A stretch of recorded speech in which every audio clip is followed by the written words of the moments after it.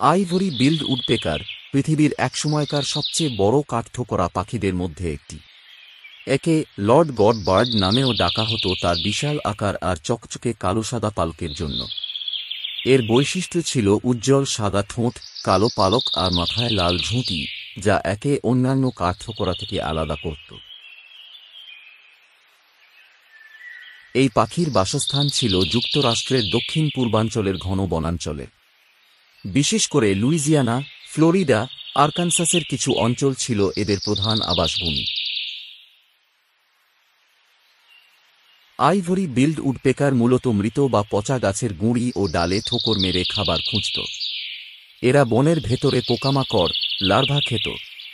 মানুষের অরণ্য ধ্বংস আর গাছ কাটা, বিশেষ করে মৃত গাছের সংখ্যা কমে যাওয়ায় এদের অস্তিত্ব হুমকির মুখে পড়ে।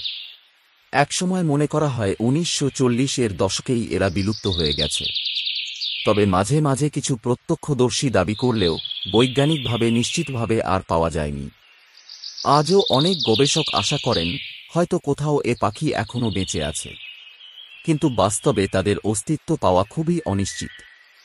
এই পাখির ইতিহাস আমাদের মনে করিয়ে দেয় প্রাকৃতিক বন আর বন্যপ্রাণীর গুরুত্ব কতখানি।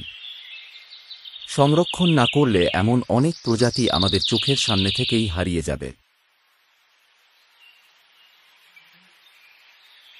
যারা এখনও আমাদের চ্যানেল সাবস্ক্রাইব করেননি তাদের অনুরোধ করব এখনই সাবস্ক্রাইব করুন এবং জিতে নিন দারুণ সব আকর্ষণীয় পুরস্কার। খুব শীঘ্রই আমাদের বিশেষ ক্যাম্পেইন শুরু হতে যাচ্ছে। আপডেট পেতে পাশে থাকুন।